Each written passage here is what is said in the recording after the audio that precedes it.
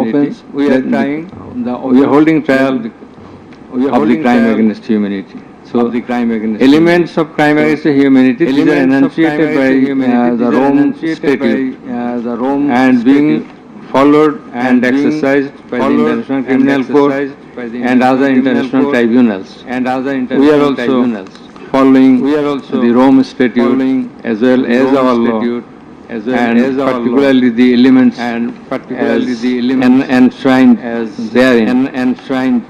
And the elements of superior command responsibility. In such cases, superior command responsibility is bulkily involved, and that's why we have to have regard to this aspect as well. And we have stated the standard of the tribunal. That is, we compare the standard of this tribunal with the standard of the other international tribunals as well as the International Criminal Court. And we have said about the trial procedure, part 2, pre-trial proceedings, and we have stated part 3, prosecution story and defense case. We have stated about learned chief prosecutor submission on charge, learned state defense counsel's submission on charge, and thereupon decision on charge, and then we have given the description of evidences in part 4. In part 4 we have also given an account of the testimonies of the prosecution witnesses. In part 5, we have given the illustration of the evidences, that is the discussion of the evidences. Used arms and ammunition. We have given an account of the used arms and ammunition. We have given a description. We have discussed 5 about the telephonic conversations of accused Sheikh Hasina with a number of persons from time to time. We have given an account of the used arms. We have discussed and extracted the reports of daily newspapers concerning the issues of this case, about the reports of United Nations Human Rights Commission, a number of persons from time to time. We have given an account of the used arms. We have discussed and extracted the reports of daily newspapers concerning the issues of this case, about the reports of United Nations Human Rights Commission, a number of persons from time to time. We have discussed and extracted the reports of daily newspapers concerning the issues of this case, reports of United Nations Human Rights Commission. Rido electric scooter. Go smart. Go green.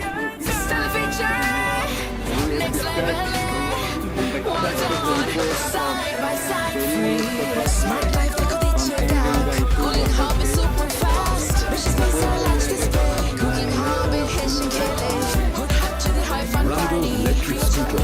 Go smart. Go green.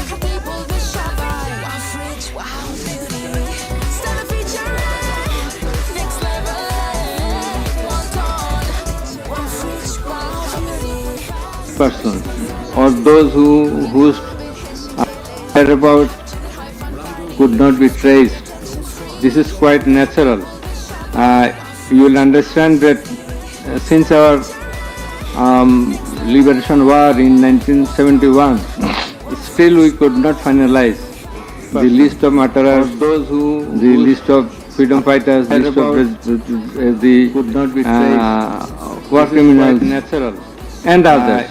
You will understand that there are lists, but it varies. So you say time limit, it may vary.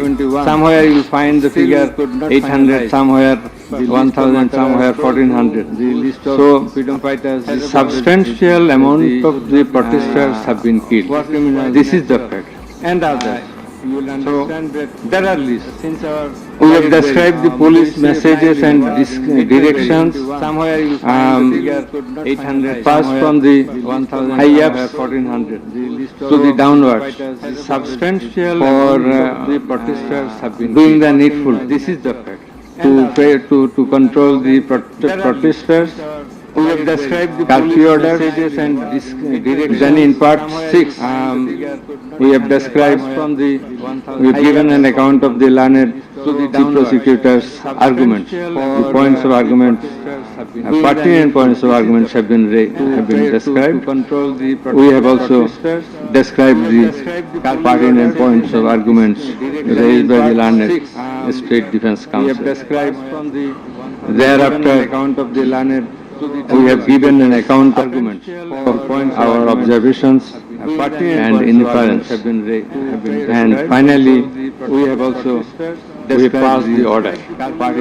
So, this is all about Defence Council, the judgment. Thereafter, account of the learned. Now we will read out the very pertinent portions of the judgment, and one by one. At first, our learned member 2, he will read out a portion of the judgment commencing from the origin and object of the tribunal, portions of jurisdiction of the tribunal, and he will read out Article 7 of Rome Statute, elements of crime against humanity, elements of superior command status, responsibility, and then the charges.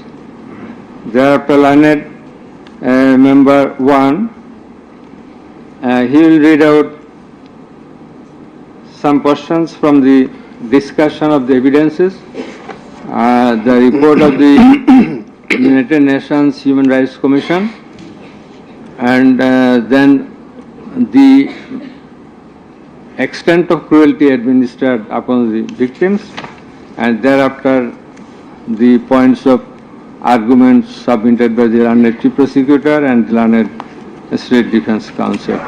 And finally, I will read out the conclusion and the order. So it will take about 40 minutes. We hope that you will be listening to the deliberations. Thank you very much. Now, the turn of our learned member 2, he is reading out, as I have mentioned. Origin and object of the tribunal. The International Crimes Tribunal has been established under the International Crimes Tribunal Act 1973 to provide for the detention, prosecution, and punishment of the persons for genocide, crimes against humanity, war crimes, and other crimes under international law committed within or beyond the territory of Bangladesh, whether before or after commencement of the Act. Jurisdiction of the Tribunal. The Tribunal has got the jurisdiction to try the offences. Rohad laughed in the lap of the clouds have broken.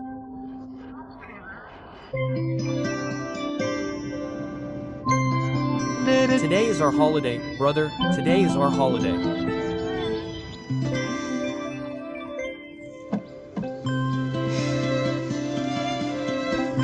Lala. What did I do? I put one of them to sleep.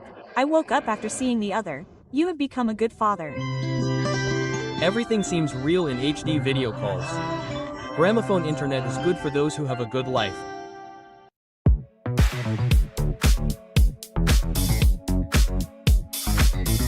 Deriv's partners will be a pivotal part of Deriv's growth in the next iteration. As we enter new regions, it's because our partners helped us understand exactly what traders need, and we are able to localize our product offering.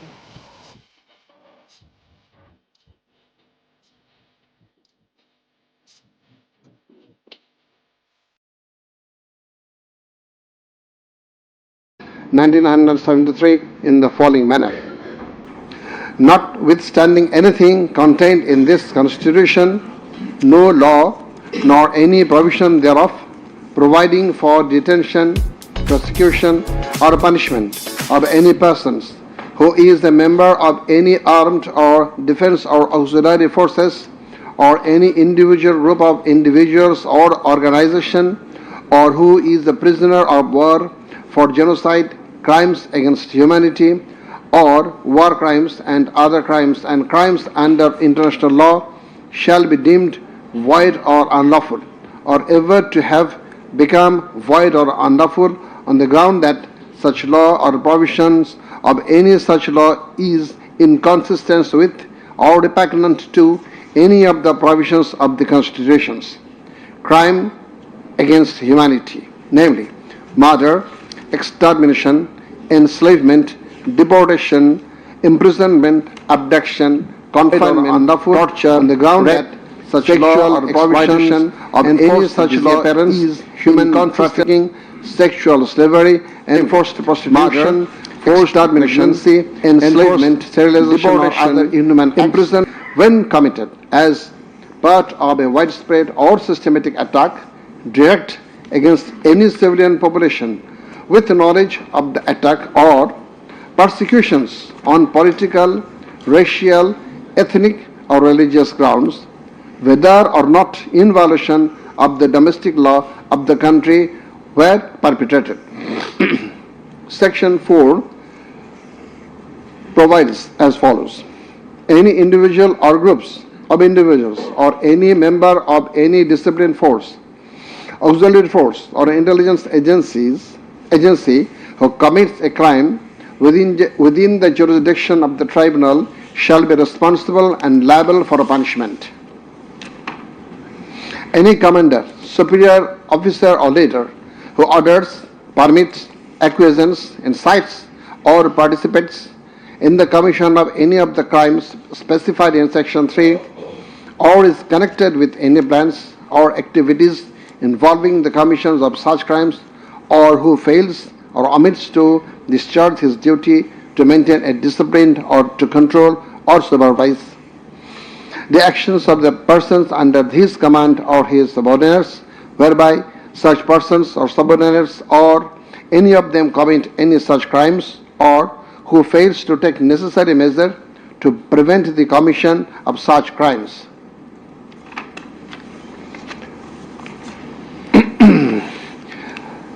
Now, crimes against humanity according to Rome Statute. For the purpose of this statute, crime against humanity means any of the following acts when committed as part of a widespread or systematic attack directed against any civilian population with the knowledge of the attack: A. Murder. I am reading the relevant ones: murder, torture, other inhuman acts of a similar character intentionally causing great suffering or serious injury to body or to mental or physical health. The core offense in the instant case is the crime against humanity. Thus, we have to see what elements are required to constitute this crime. In Section 4 of the Act, there must be an attack. B. The attack must be widespread or systematic. C. The attack must be targeted a civilian population. D. The attack must be within the knowledge of the superior, or the superior should have known of the attack in order to hold him or her liable for the crime. The superior must have been in the control over the concerned subordinates. Elements of superior command responsibility. From the jurisprudence and eminent from the international crimes tribunals, it is generally agreed that 4 elements must be proven for a person to be held responsible as superior. The elements are: 1. An international crimes must have been perpetrated by someone other than the accused. 2. There existed a superior-subordinate relationship between the accused and the perpetrator. 3. The accused as a superior knew or had reason to know that the subordinate was about to commit such crimes or had done so. 4. The accused as a superior failed to take the necessary and reasonable measure to prevent such crimes or punish the perpetrator. Section 4, subsection 2 of the International Crimes Tribunal Act provides that any commander or superior officer who orders, permits, acquiesces, or participates in the commission of any of the crimes specified in Section 3 or is connected with any plans and activities involving the commission of such crimes, or who fails or omits to discharge his duty to maintain discipline or to control or supervise the actions of the persons under his command or his subordinates, whereby such persons or subordinates or any of them commit any such crime, who fails to take necessary measures to prevent the commission of such crime is guilty of such crimes. Now, I am going to read the charges. On the point of the jurisdiction of this tribunal raised by the learned State Defence Council, it may be noted that there is no scope in law to raise such question, since question of jurisdiction of the tribunal is barred by Section 24 of the International Crimes Tribunal Act. Regarding the allegations against the accused, he merely made flat denials thereto without showing anything subsistence contrary to the acts complained of. On the other hand, on perusal of the formal charges and the documents submitted therewith, and also in consideration of the submission of the learned Chief Prosecutor and the learned State Defence Council, it has been made to appear to us that there are sufficient grounds for framing charges against the accused under Section 3, subsection 2, read with Section 4 of the Act. On hearing both sides, 5 charges were framed against accused Sheikh Hasina individually, and separate 5 charges were framed against accused Asaduzzaman Khan Kamal and Chaudhry Abdullah Al Mamun jointly. But on scrutiny of the documents and examination of the witnesses of the tribunal deems to condign to reshape the charges to reshape the charges for ends of justice, and accordingly the same charges framed earlier have been modified in the following manner. Charge number 1.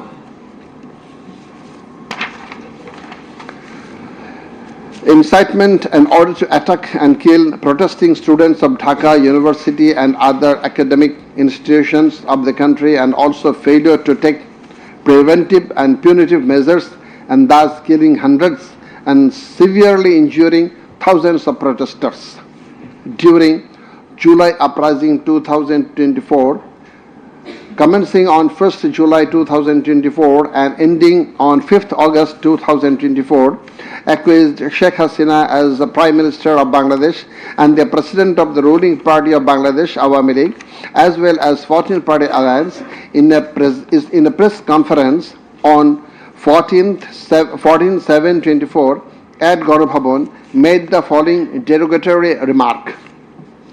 মুক্তিযোদ্ধার নাতিপুতিরা চাকরি পাবে না তো কি রাজাকারের নাতিপুতিরা চাকরি পাবে? If the grandchildren of freedom fighters should not get job, should the grandchildren of Rajakars get it? Pointing towards the protesters of anti-discrimination student movement while demanding rational reform of quota system in government job, whereby the left defamed and aggrieved, since Rajakars are considering as collaborators of occupant Pakistan Army during Liberation War of 71.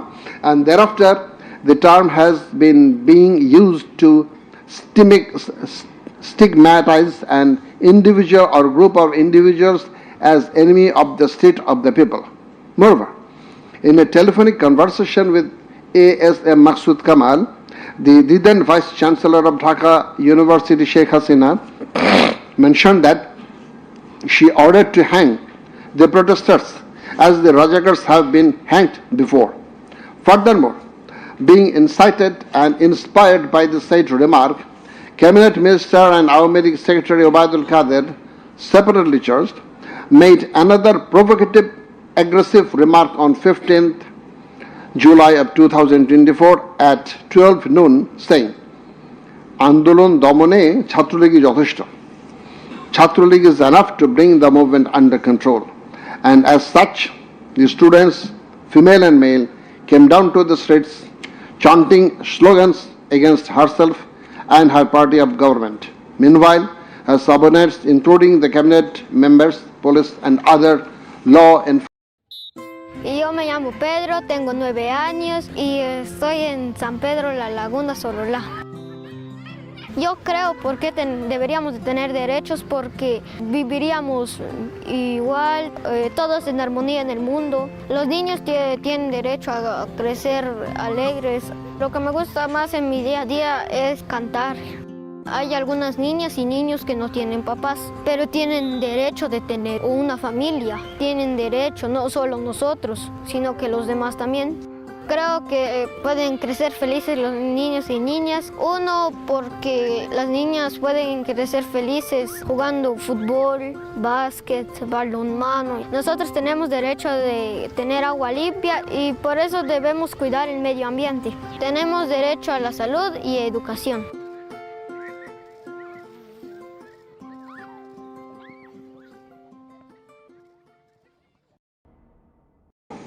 Accused Sheikh Hasina held a conversation over telephone with Dr. A.S.M. Maksud Kamal, the then Vice Chancellor of Dhaka University, from Ganabhavan on 14th July 2024 at about 11 p.m., wherein she mentioned that she already ordered to kill the protesters like the Rajakars who have been hanged before. Again on July 18th, Sheikh Hasina conversed over telephone with Sheikh Fazlanur Taposh, the then Mayor of Dhaka South City Corporation, mentioning that she had already given direction to the law enforcement agencies to use helicopter and lethal weapons to kill and eliminate the peaceful, unarmed civilian protesters, and also ordered them to use drones to locate the protesters. She also told him that she passed orders to arrest and protesters across the country.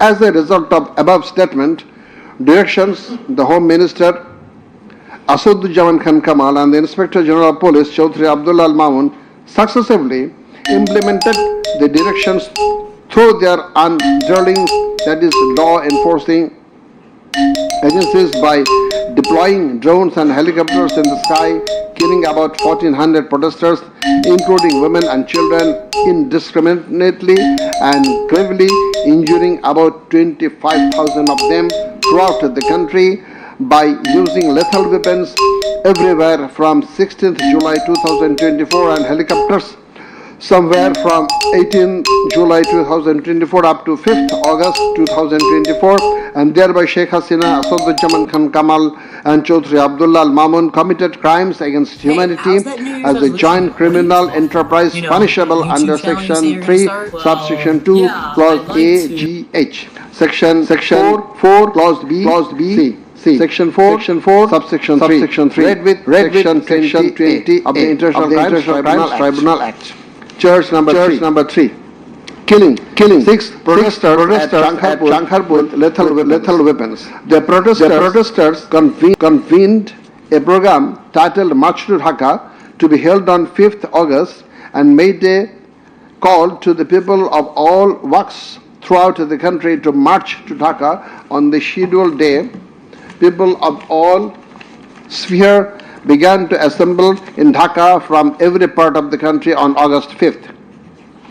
By incitement, order and inaction of Sheikh Hasina, by abatement and inaction of Home Minister Asaduzzaman Khan Kamal and Inspector General of Police Chaudhry Abdullah Al Mamun, the successive underlings got incited and inspired to kill the protesting students and common people, and thereupon under order, supervision and inaction of accused Asaduzzaman Khan Kamal, Chaudhry Abdullah Al Mamun and the then Dhaka Metropolitan Commissioner DMP Habibur Rahman, Joint Commissioner Shudip Kumar Chakraborty, Additional Deputy Commissioner Shah Alam Muhammad Akhtarul Islam, Assistant Commissioner Muhammad Imrul and Inspector Muhammad Ashad Hussain, who have been separately prosecuted, successively ordered to commit atrocities to the protesters assembled at Chankarbul of Dhaka and supervised the same, and during such atrocities 6 unarmed protesters, namely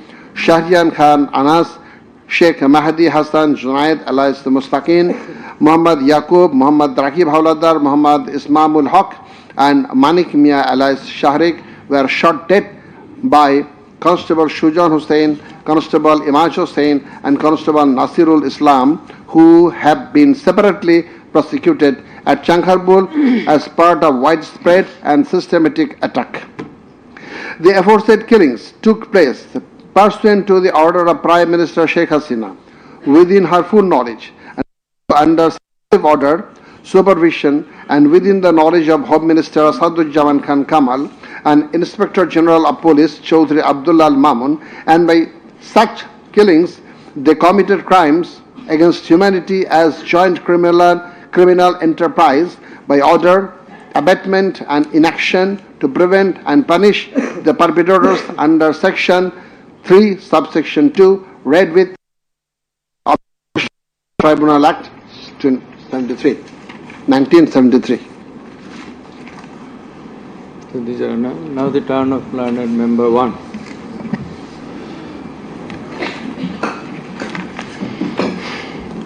It transpires from the prosecution witnesses deposed in corroboration of the facts of incitement and order of accused Sheikh Hasina to deploy drones and helicopters and also to use lethal weapons to kill the protesters. The daily newspapers of Bangladesh also published reports of such incitement and order of Sheikh Hasina. Moreover, the prosecution exhibited the pen-drive CD containing telephonic conversation of Sheikh Hasina with Dhaka University Vice Chancellor A.K.M. Maqsood Kamal, Dhaka South City Corporation Mayor Fazlenut Taposh and Hassanul Haq Inu. The concerned device containing the said conversations have been played in the tribunal, and thereupon we find that in the conversation with the Dhaka University Vice Chancellor A.S.M. Maqsood Kamal, accused Sheikh Hasina mentioned that she already ordered to hang the students as Razakars have been hanged.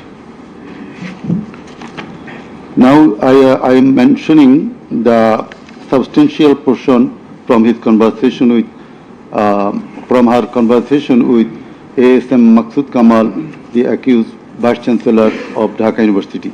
Sheikh Hasina, to Razakarer to ফাঁসি দিছি।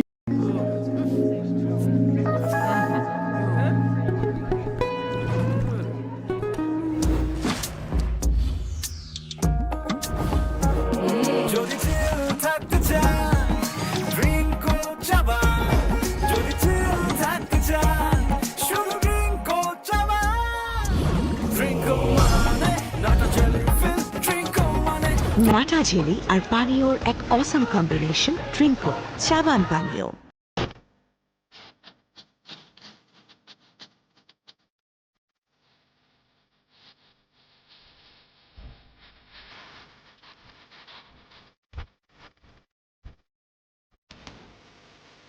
With Dhaka South City Corporation Mayor Fazlenut Taposh, accused Sheikh Hasina told him that she ordered to kill the protesting students by using helicopters and lethal weapons.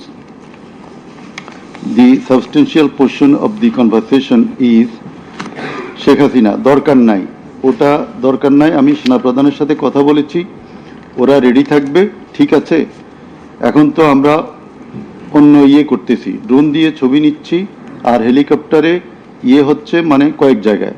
Tapas, তাহলে ওই কিছু ছবি দেখে পাকড়াও করা যায় না তাদের রাতের মধ্যে? শেখ হাসিনা, সবগুলিকে অ্যারেস্ট করতে বলেছি রাত্রে। তাপস, হ্যাঁ, পাকড়াও করলে ওদেরকে।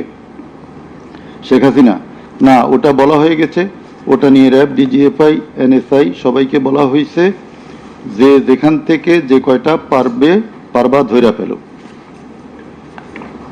তাপস, জি। শেখ হাসিনা, ওটা বলা আছে, আর এখানে গ্যাদারিং দেখবে সেখানে, আর যেখানে গ্যাদারিং দেখবে সেখানে ওই উপর থেকে, এখন উপর থেকে করাচ্ছি, অলরেডি শুরু হয়েছে কয়েকটা জায়গায়। তারপর জি শেখ হাসিনা, আমার নির্দেশনা দেওয়া আছে, ওপেন নির্দেশনা দিয়ে দিছি, এখন লেথাল উইপন ব্যবহার করবে, যেখানে পাবে সোজা গুলি করবে। তাপস, জি জি। শেখ হাসিনা, না পড়াইয়া দিছে, মেশিনপত্র সব পুড়ে গেছে, আমি বলছি যা যা পড়াতে, ও আমাদের সেতু ভবন পড়াইছে। তাপস, জি, ওরা রাতে মনে হয় আরো ব্যাপক আক্রমণ করবে।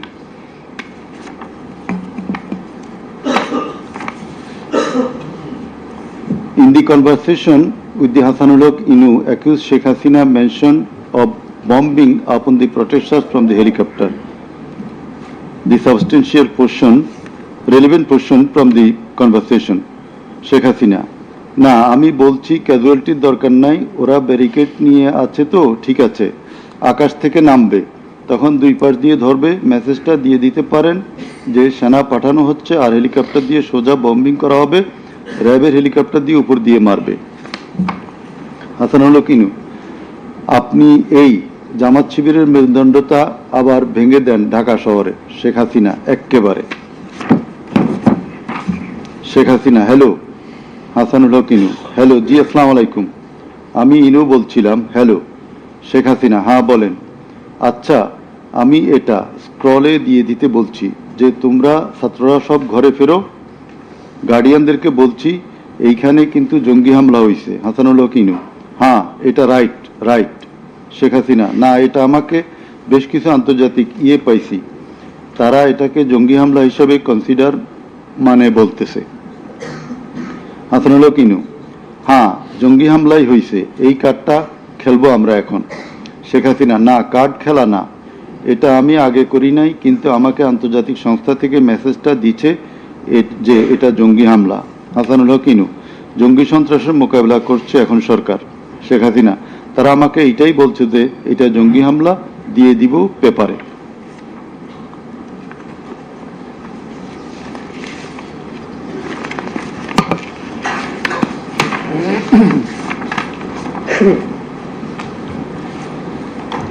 Reports of international and national organizations.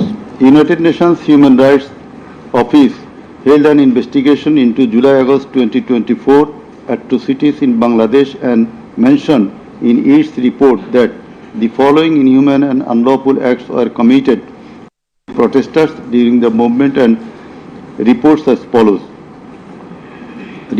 as follows. Based on direct testimony from senior officials involved and other inside sources, OHCHR was able to establish that the integrated and systematic effort using the entire range of police, paramilitary, military and intelligence actors, as well as violent elements linked to the Awami League to commit serious violations and abuses occurred with the full knowledge, coordination and direction of the political leadership. The then Prime Minister and Home Affairs Minister led parallel efforts to coordinate the security and intelligence apparatus. Both received regular reports on the situation on the ground from multiple sources. According to senior official testimony, reports provided to the Prime Minister by senior officers on 21 July and in early August specifically conveyed concern about excessive use of force. Both political leaders and the leadership of Bangladesh Police and the Army also carried out site visits that would have provided them direct personal knowledge of violations that had taken place or were ongoing. Furthermore, the political leadership issued direct orders and other directives authorizing and guiding operations by BGB, RAB, DGRI, the Bangladesh Police and its detective branch that involved serious violations of human rights against protesters and other civilians, including extrajudicial killings and arbitrary detention. Based on reported deaths complied by governmental and non-governmental sources, in combination with other available evidence, OHCHR assesses that as many as 1,400 people could have been killed during the protests. The vast majority of whom were killed by military rifles and shotguns loaded with lethal metal pellets commonly used by Bangladesh's security forces. Thousands more suffered severe, often life-altering injuries. More than 11,700 people were arrested and detained, according to the information from the police and RAB provided to OHCHR. Government attempted to intimidate and delegitimate the student protest movement, mobilized of Satruli police and paramilitary forces, materialize of policing in Bangladesh, incited violence by armed Awami League and activists on and around university premises, conducted coordinated attacks by armed Awami League supporters and the police, use of force violations by police, RAB and BGB, including extrajudicial killing, like killing Abu Said of Begum Ruqya University, Rangpur, 16 July, made systematic, indiscriminate use of shotguns loaded with lethal ammunition, suppressed peaceful assembly at Dhaka University on 17 July. Police, RAB and BGB extrajudicially killed protesters in Uttara on 18 July. Disproportionate and indiscriminate use of firearms in response to violent unrest, indiscriminately shooting in Rampura and Badda by BGP and police on July 19. Violently cleared the Dhaka-Chattogram highway in Jatrabari on between 16 to 21 July. Extrajudicial killings to suppress the march to Dhaka on August 5 involved the army who shot at protesters at Jamuna Future Park on 5th August 2024, used helicopter to intimidate and deploy possibly unlawful force, obstructed of medical care and denied necessary medical documentation, obstructed medical treatment of victim Sheikh Asabul Yamin, shot by police, caused mass arbitrary arrests, detention without due process and torture and ill treatment, caused block raids and mass arrests, including injured persons. Students and opposition leaders attacked journalists, children and women and caused unjustified shutdown of internet. In the said report, Mr. Volker Turk, the High Commissioner of Human Rights Office of United Nations, that the atrocities committed in July Revolution 2024 in Bangladesh was preconcerted and systematic in order to remaining in power. There are cogent grounds to believe that hundreds of extrajudicial killings, arrests, detention and torture were carried out by the political leaders and the highest law enforcing authorities within their knowledge and under their direction and supervision as strategy to suppress the movement, whereby human rights have been seriously violated and thus international crimes have been committed. He also observed that the evidences collected do depict a picture of widespread state atrocities and targeted killings. He further remarked that such atrocities ought to be brought under accountability. There are many other similar reports by the Global Institute International Truth and Justice Project, Bloodshed in Bangladesh, World Report 2025 of Human Rights Watch. Then we are going to videos of the occurrences. It appears from the seizure list contained in Volume 4, four captions, scissor list and documentary evidence that a good number of videos of the alleged occurrences have been seized by the investigating officer, which are described below. Number 1. A video of 1 hour 23 minutes and 5 seconds showing a press conference dated 14 July 2024 of accused Sheikh Hasina after her return from China, in which she, in answer to a question of one journalist, angrily remarked, pointing towards the protesting students, মুক্তিযুদ্ধের বিরুদ্ধে আর মুক্তিযোদ্ধার বিরুদ্ধে এত ক্ষোভ কেন? মুক্তিযোদ্ধাদের নাতিপুতিরা চাকরি পাবে না তো কি রাজাকারের নাতিপুতিরা পাবে? Number 2, a video of 35 seconds dated 15 July 2024 showing protest of the agitated students of Dhaka University at midnight against the remark of Sheikh Hasina made in the press conference dated 14 July 2024 pointing towards the protesting students. Number 3, a video showing the remark Rajakarder jawab debe Chhatrolig.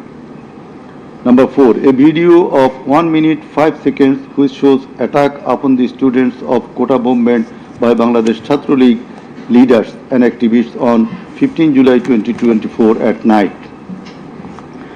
A video which shows that Prime Minister Sheikh Hasina, while visiting damaged metro rail station on 26 July 2024, defended her previous comment in the press conference dated 14 July 2024. Number 6, a video showing Prime Minister Sheikh Hasina in course of her deliberation in a function of Jubo Mohila League held in July 2024 commented that the Kota movement was illogical and also commented Jamaat Shibir Manusher Jatna. Number 7, a video showing some adverse remark of Sheikh Hasina against the female students of Ruqya Hall of Dhaka University meeting at her office on 15 July 2024. A video showing how Sheikh Hasina asked Delhi to attack Dhaka. A video shows the scenario of how protesting student Mugdho was shot dead in the July movement. This video was broadcast by YouTube channel named Narrative Bangladesh on 19 April 2025. A video which shows the scene of shooting a young person named Ridoy by police in the July movement. This video was broadcast by YouTube channel named International Truth and Justice Project on 15 January 2025. A video named Jatrabari Evidence of a Massacre Bangla showing the scenarios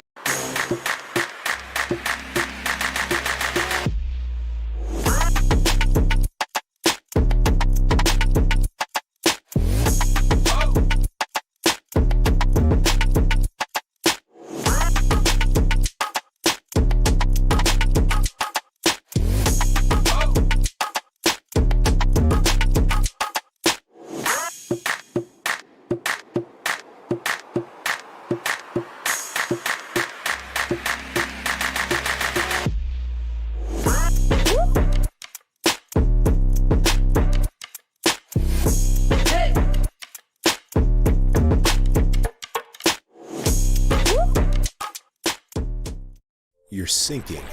You feel the pressure, the unknown. It's closing in.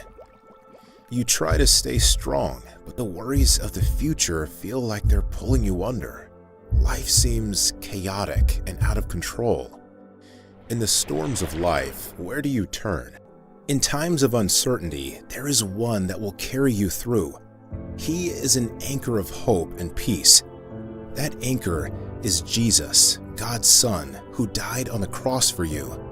He took our burdens upon himself, then rose from the dead to offer eternal life to anyone who asks for forgiveness and trusts in him. When things feel unstable, you don't have to drift through the unknown alone. Let Jesus be the anchor that holds you steady. Click to connect with an online volunteer to learn more about starting a relationship with Jesus. to shoot the protesters below waist. A number of videos showing shooting upon the protesting people from helicopter. A video showing the scene of burning the dead bodies of protesting students and common people by police at Ashulia, Dhaka on 4th August 2025 during the July movement. A video showing the scene of Abu Said, a coordinator of July movement, being shot multiple times by police at a close range with lethal weapon. A video showing the scene of a dead body of protester Asabul Yamin being thrown from APC armed personnel carrier by police. A video which showing the accused Home Minister Asad Khan Kamal defending the use of lethal weapon by police. Extent of cruelty. It transpires from the evidences that cruelty of the extreme level was administered upon the dead and injured protesters. Police and activists of Awami League, Chhatro League and Yuva League blocked the entrance and exit of ambulances carrying the injuring protesters. Hospitals were asked not to give admission to the injured protesters. It appears from the testimony of PW2 that in some cases patients were searched by police and ruling party activists. Doctors were intimidated and some of the doctors were transferred due to giving treatment to the protesting injured person. PW3 Parveen deposed that she found an injured young man shouting, "Save me, save me." Under Jatrabari flyover. Blood was coming out from both of his eyes. Parveen pulled him up and put him on her shoulder and looking for a rickshaw. And then 14 to 15 armed police shot them. The injured man being hit by bullets fell down from her shoulder. They also shot PW Parveen at her left eye, lower abdomen and other parts of the body. Blood was gushing out of her body and thus she fell down. Coordinator of the movement, Abu Said of Begum Ruqayya University, Rangpur, was shot at a close range. Doctors are forced to change his post-mortem report 5 times. PW8 Naeem Chikdar was shot at a close distance of 5 meters. He was hit by 500 bullets and 3 hospitals refused to admit him, apprising that Prime Minister Sheikh Hasina instructed to refuse admission to the protesting patients. PW8 also said that Chhatro League activists were searching him and as such he was hidden in separate room by the doctors.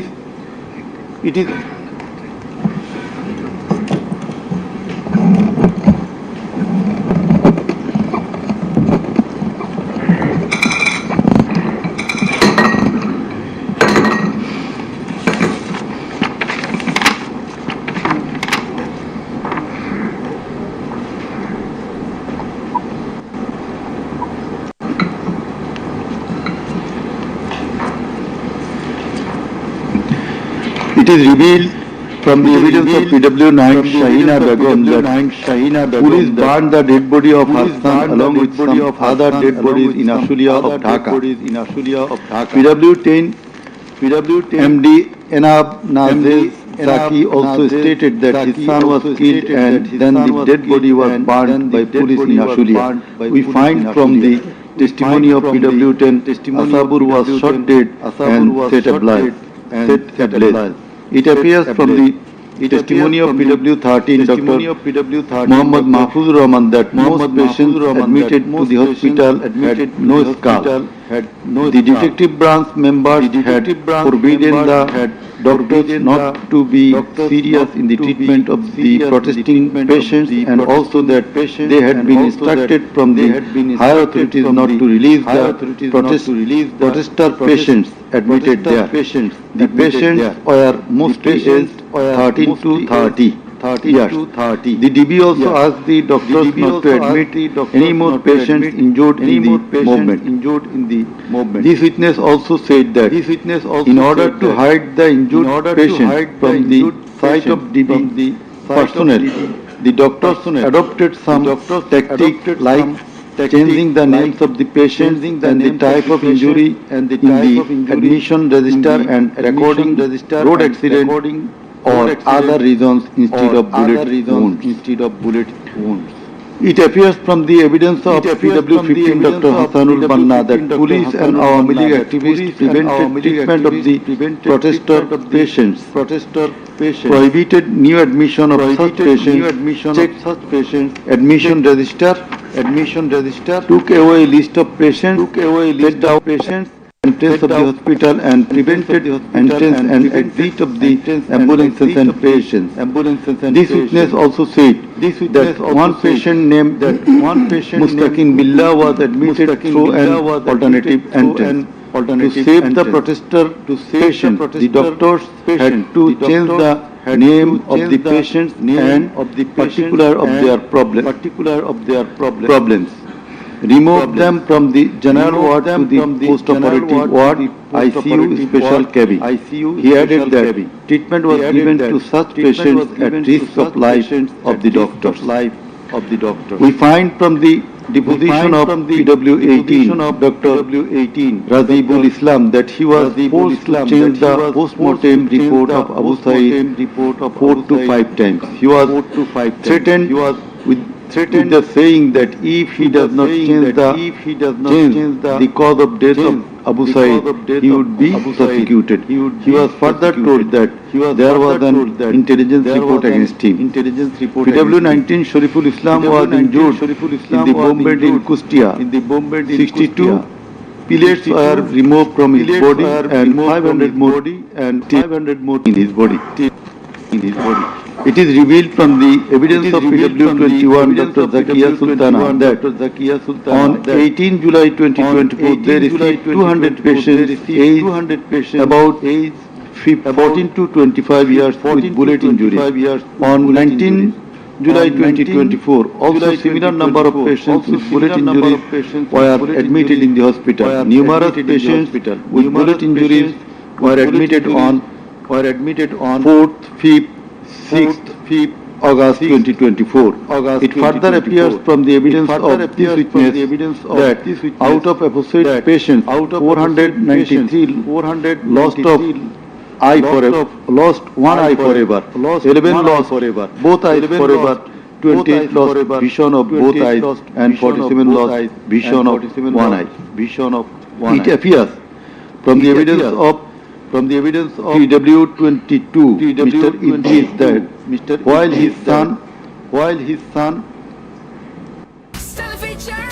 Maruf Hussain, after being shot by police, was being taken to the hospital, a policeman poked the wounded area of his son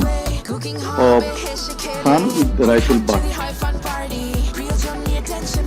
PW23 Amena Akhtar deposed that while Home Minister Asadzaman Kamal and IGP Chaudhry Abdullah Mamun were passing across Jatrabari, one police officer was showing them a video of their attack on protesters and said, "Guli kori ekta, more ekta, ahuto hoy ekta, ektai jay, bakita jay na."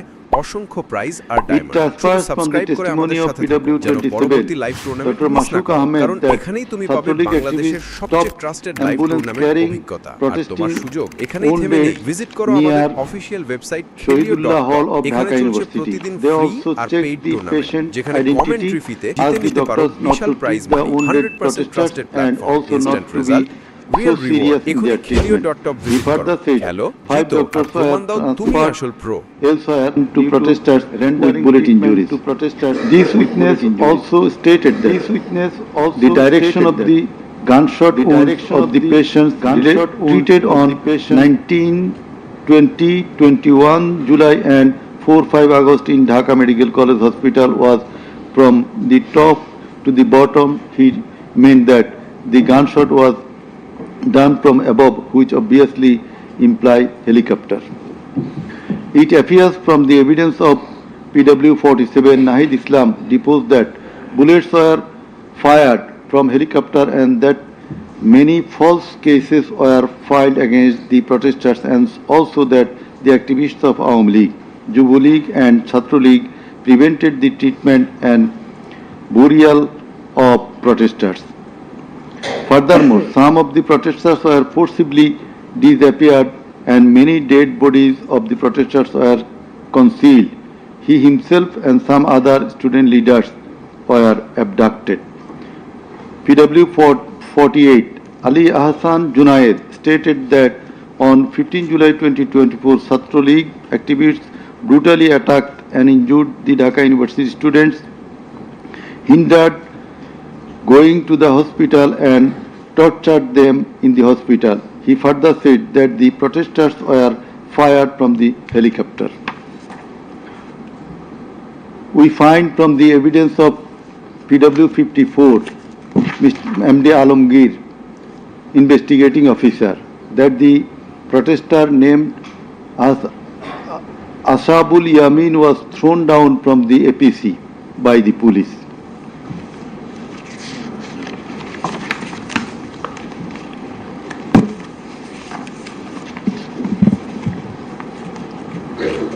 Summing up by the learned Chief Prosecutor. The learned Chief Prosecutor advanced argument on conclusion of the testimonies of the prosecution witnesses. He submitted that the instant case is an unprecedented and unexceptional one in the history of this subcontinent. After achieving independence in 1971, the people of the country had a great expectation and belief that all sorts of sufferings, poverty, tyranny and high-handedness of the government and the mighty quarters would come to an end and people would enjoy liberty, happiness and all fundamental rights, but all these have been doomed to ashes. The learned prosecutor dubbed the ruling party Awami League as fascist ab initio. From the very inception of independent Bangladesh, the Awami League government concentrated to perpetuate its power by way of exploitation, torture, killing, abduction, denial of democracy and fundamental rights of the people, freedom of press and speech, as well as social justice, and thereupon established dictatorship by forming Bakshal. The then Awami League government, led by Sheikh Mujibur Rahman, planned in connivance with a neighboring country to weaken and abolish our glorious army and thus formed Rakhi Bahini, an armed organized parallel to the army. In the like way, after coming to the power in 2008, accused Sheikh Hasina's government committed the same acts like torture, abduction, killing, false prosecution, imprisoning, confinement, enforced the appearances, so dominated judiciary, restricted the freedom of press and freedom of speech. Sheikh Hasina oppressed the critics, writers, journalists, members of civil societies, lawyers and judges and ousted many of them from the country. The then Chief Justice Sheikh S.K. Sinha, eminent writer and journalist as well as historian Mahmudur Rahman, politician and journalist Pinaki Bhattacharya, Shafiq Rahman, Ilyas Hussain, Kanak Sarwar, Mushfiqul Fazl Ansari, Oliullah Numan, Shahed Alam, Jawad Nirjor, Tasneem Khalil, Julkarnain Shaer, Barrister Abdul Razzaq were driven out of the country for speaking the truth and criticizing the government's misrule, oppression and loopholes. In 2008, with Sheikh Hasina's conspiracy as that of her father, 57 senior army officers, while an deputation in Bangladesh Border Guard, that is BGB, were killed in an official congregation of Pilkhana BGB headquarters by the Awami League leaders and loyal army officers. Thereafter no action was taken against those killers. In 2013, the law enforcers and the ruling party activists killed hundreds of innocent young and underage madrasa students in a congregation arranged by Islamic organization Hifazat-e-Islam at Shapla Chattor, Dhaka, without any cogent reasons, and thereafter no action was taken against the killers. For perpetuating her power, accused Sheikh Hasina politicized judiciary, army, law enforcing agencies, bureaucracies and all other departments and made them subservient of herself and her government.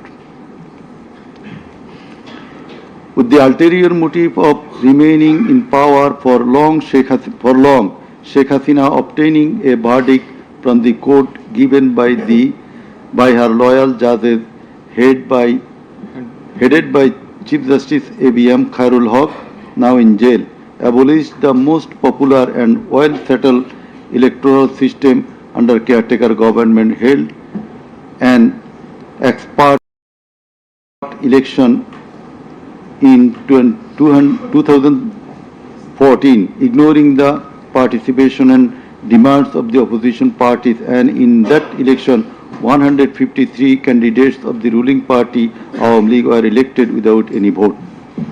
Again, a farcical election was held in 2018, in which ballot boxes were filled up in the night preceding the day of election without carrying the demands of the opposition parties for holding election by a caretaker government for the sake of security, fairness and transparency. Accused Sheikh Hasina held another farcical ex-party election known as dummy election in January 2024 without allowing the political parties to participate. In 2024, the student launched a movement claiming reformation in the quota system in government jobs.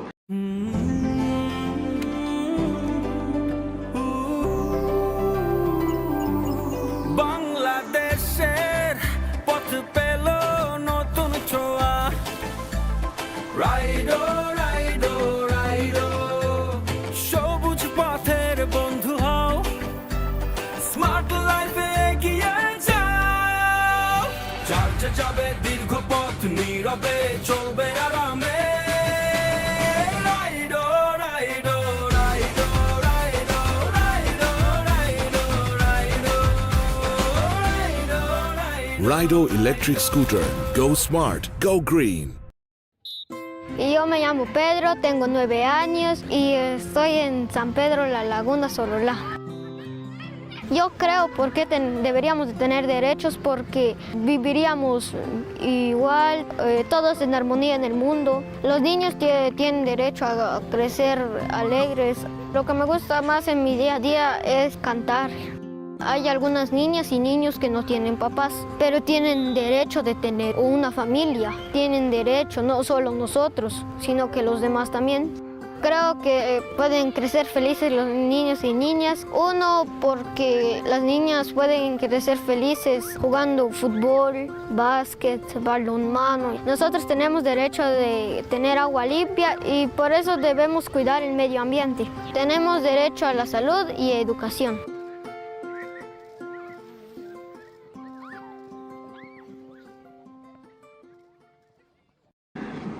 Reduction of quota to 5% from 56%.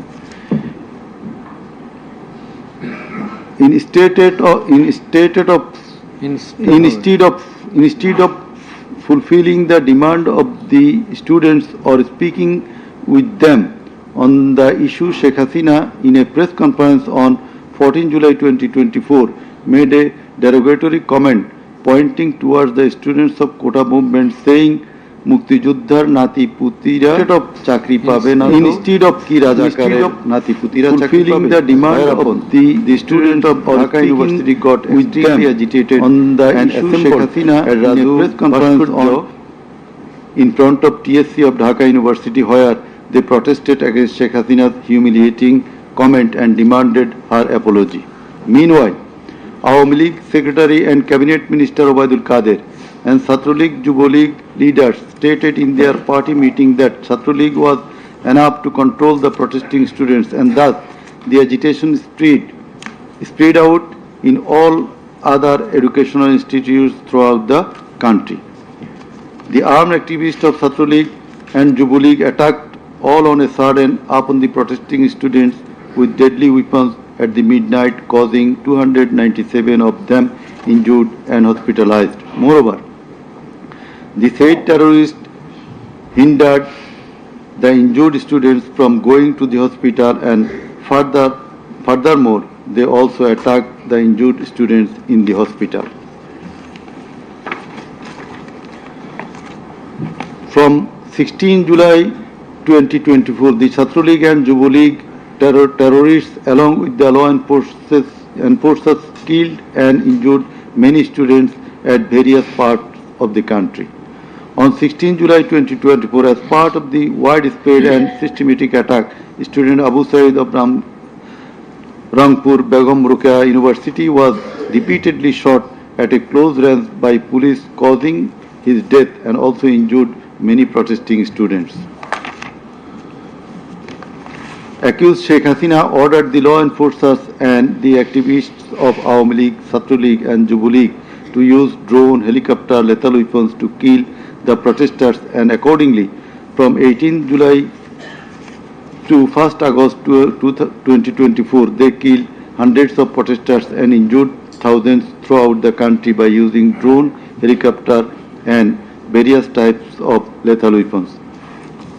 As part of the widespread and systematic attack in pursuance of the incitement and order of accused Sheikh Hasina and direct participation, abatement order and supervision of accused Asaduzzama Khan Kamal and Inspector General of Police Chaudhry Abdullah Mamun, 6 protesters were brutally killed and many were seriously injured with lethal weapon by police at Sankarpur on 5th August 2024. Similarly, the law enforcers and activists of Awami League, Chhatra League and Yuva League killed 6 persons at Ashulia with lethal weapons on 5th August 2024. One of the 6 was unidentified.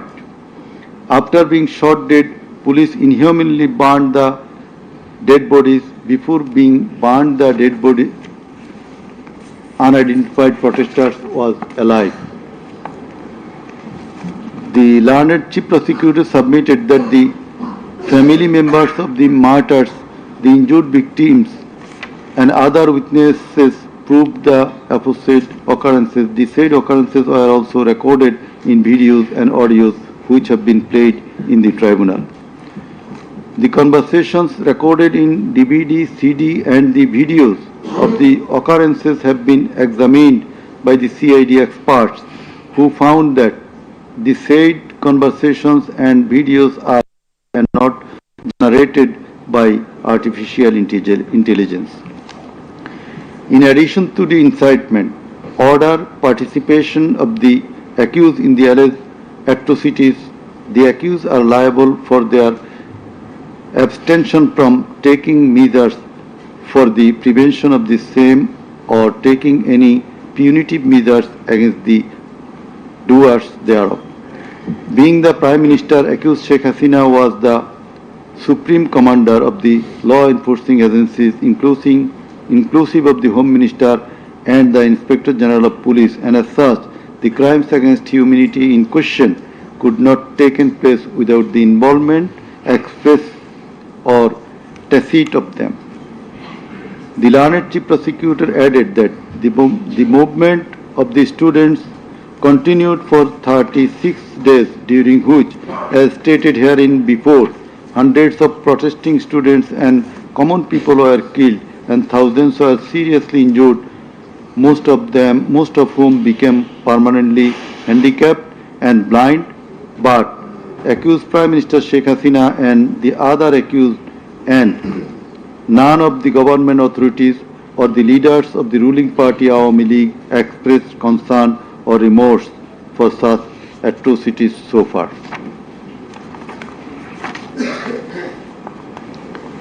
accused Sheikh Hasina, instead of expressing remorse or seeking apology for the said crime,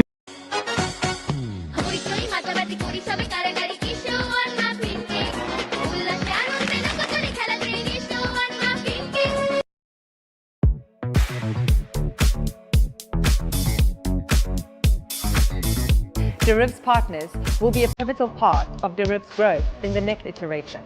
As we enter new regions, it's because our partners helped us understand exactly what traders need, and we are able to localize our product offering.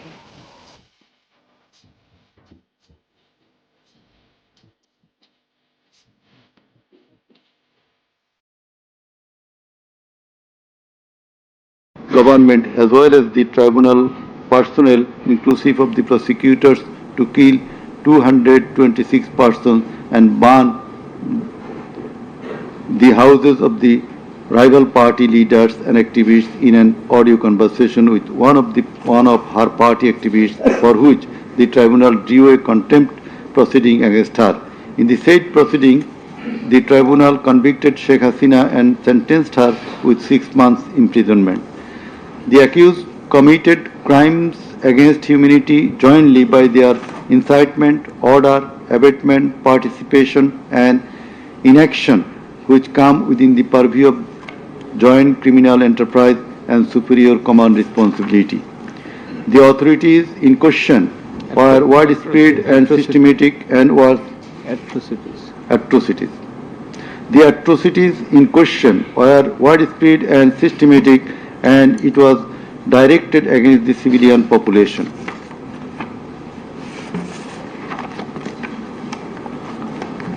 The learned chief prosecutor concluded his submission with the saying that in the circumstances it has been proved and established beyond reasonable doubt that the accused committed the crimes against humanity by their incitement, order, participation, abatement and also inaction, whereupon they deserve the maximum punishment as prescribed by section 3 subsection 2 A, G, H and section 4 subsection 1 subsection 2A, 4.2b, 4.2c and 4.3 of the International Crimes Tribunal Act 1973.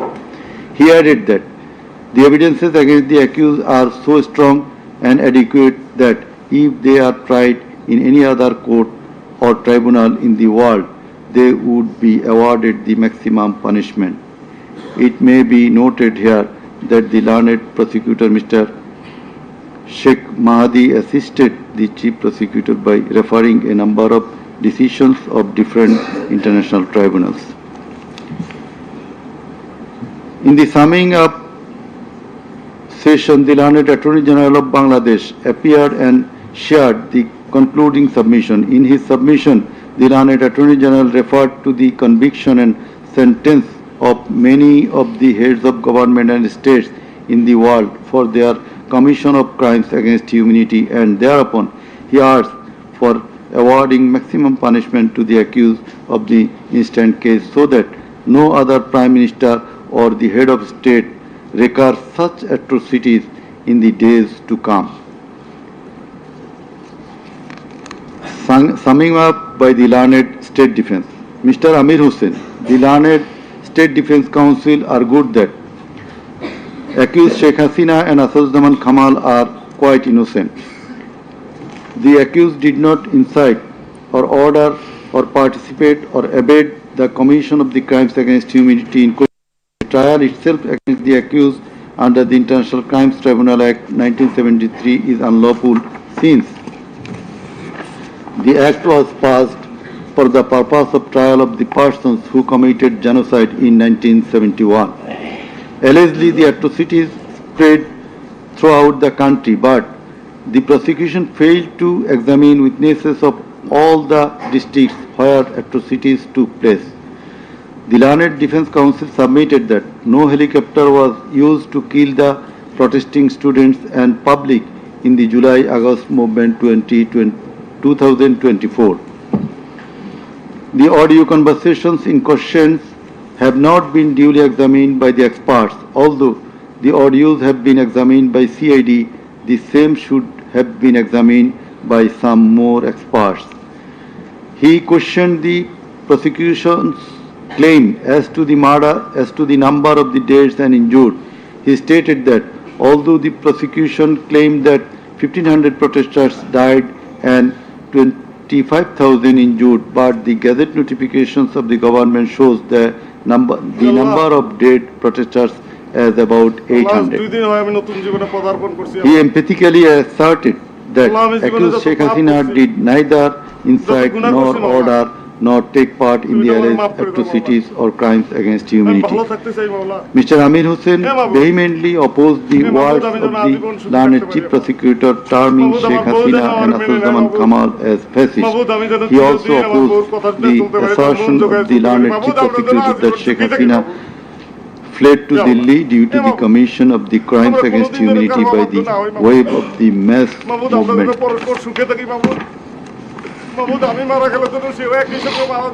Rather, she was compelled to depart the country against her will.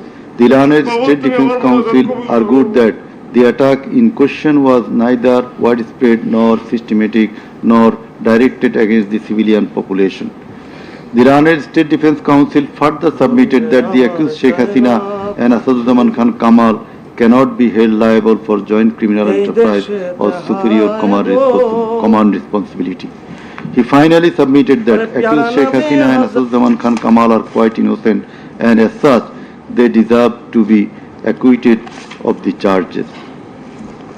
Now, the Honorable Chairman of the Tribunal, Mr. Justice Ghulam Murtuza Chaudhary, will read out the final portion of the judgment, including the observation. Thank you. Thank you.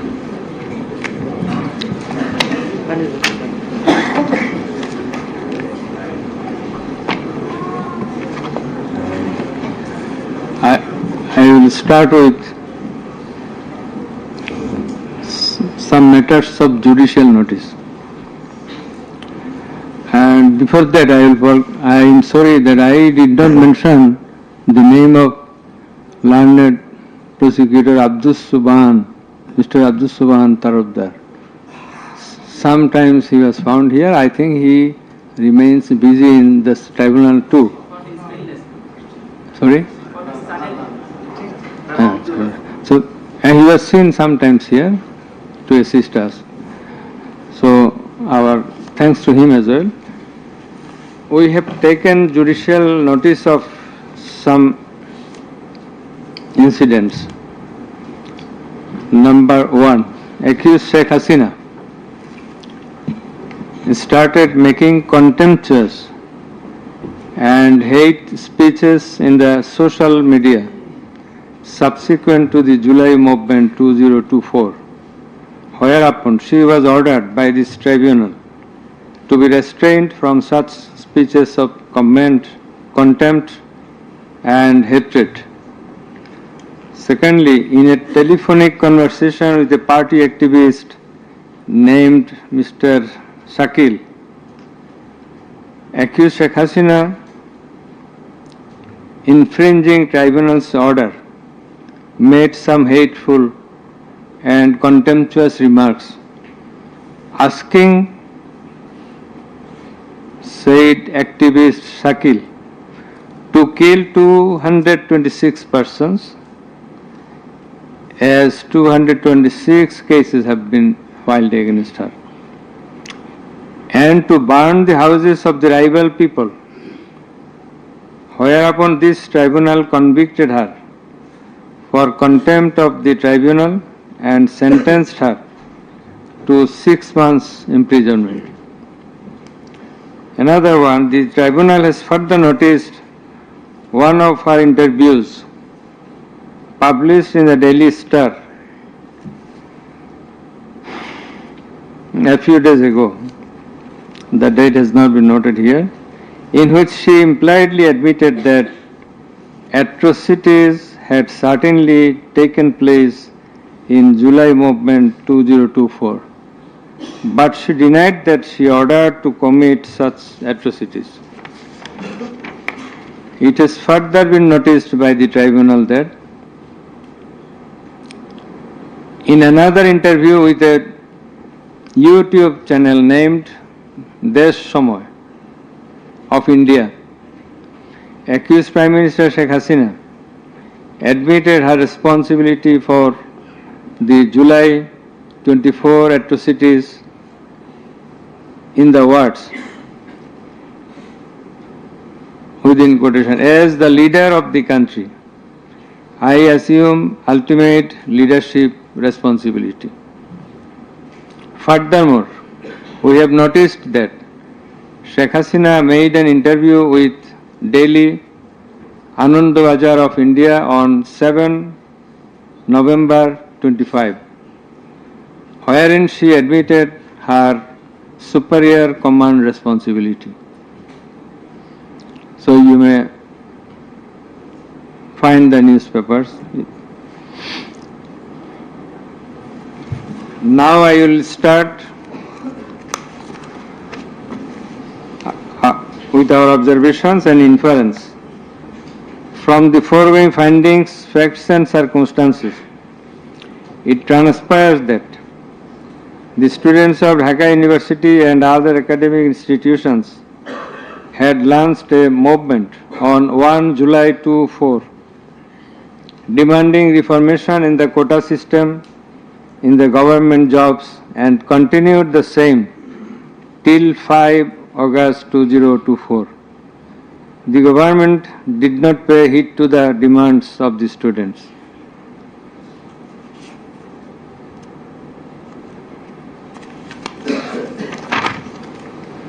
Instead of listening to the students and fulfilling their demands, the then Prime Minister, accused Sheikh Hasina, undermined the movement and made a derogatory remark pointing towards the students, terming them Rajakars.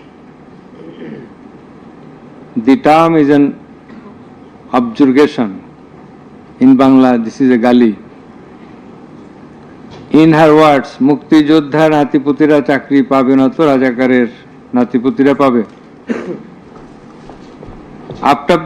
As the aftermath of aforesaid objurgation and the derogatory remark of accused Sheikh Hasina, the students, including female students who were at the forefront of Dhaka University, burst into a rage and assembled at the Raju Bhaskarya in front of TSC of Dhaka University and vehemently protested against the said objurgation and defamatory words of Sheikh Hasina, and also demanded her apology and withdrawal of the said words. In the night following 14 July 2024, accused Sheikh Hasina held a telephonic conversation with Dhaka University Vice Chancellor A.S.M. Maksud Kamal, and in course of the conversation, Sheikh Hasina said, রাজাকারদের তো ফাঁসি দিয়েছি, এবার তোদেরও তাই করব, একটাও ছাড়ব না, আমি বলে দিচ্ছি। Rajakars have been hanged, now they also will be hanged, none will be spared. I have already ordered. This is the translation. She again said, রাজাকারদের কি অবস্থা হয়েছে দেখিস নাই, সবগুলোকে ফাঁসি দিছি, এইবার তোদেরও ছাড়ব না। In the said conversation, Sheikh Hasina further said, আমি বলে দিচ্ছি আজকে সহ্য করার পর অ্যারেস্ট করবে, ধরে নেবে এবং যা অ্যাকশন নেওয়ার নেবে। And it is crystal clear that Sheikh Hasina expressed her incitement to the activists of her party Awami League and affiliates, Chhatro League and Jubo League, and also gave provocation to the protesters, and furthermore she expressed that she ordered to kill and eliminate the protesting students. The concerned pen drive, CD containing the above conversation as well as the transcript thereof have been submitted in the tribunal. In addition to the above, on 15/7/2024, Awami League Secretary and Cabinet Minister Ubaidul Qadir made another provocative remark, saying, Andolon Domane Chhatra League Jotheshto. Chhatra League is enough to control the movement. Whereupon the protesting students of Dhaka University burst into anger and vehemently protested against Sheikh Hasina, Ubaidul Qadir and the government. The activists of Chhatra League, Yuva League attacked the protesting students with various deadly weapons and severely injured hundreds of them, whereupon they had to be hospitalized. The attackers impeded the injured students proceeding to the hospital and also impeded their treatment. Moreover, the attackers made further attacks upon the students undergoing treatment in the hospital. In consequence of the above noted incitements of Sheikh Hasina, in the press conference on 14 July 2024, her order to kill them, as revealed in her conversation on the following night with Dhaka University Vice Chancellor, and also the provocative and aggressive remark of Awami League Secretary Ubaidul Qadir, the law enforcers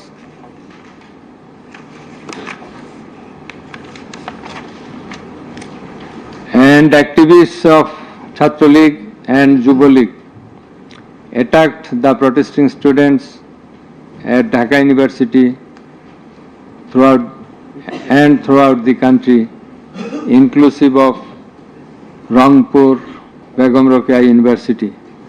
And in furtherance thereof, police shot Begum Rokeya University student Abu Said repeatedly at a close range, whereupon he succumbed to the gunshots. The above mentioned conversation of Sheikh Hasina with the Dhaka University Vice Chancellor S.A.M. Maqsood Kamal has been examined by the experts in the CID Forensic Laboratory, and it appears from the report of the examination that the conversation was genuine and that the same have not been generated by artificial intelligence, AI. The concerned experts deposed in corroboration of the genuineness of the impugned conversation. Furthermore, we find support of such conversation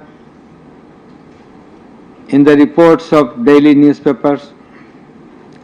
In addition to the above, the concerned CD, pen drive containing the conversations has been played in the courtroom in course of the proceeding, and thereupon the conversation seemed to be genuine. The remarks of Sheikh Hasina in the press conference on 14/7/24 has been watched by many people in the television channel and social media. Almost all the witnesses, while deposing in the tribunal, mentioned that they watched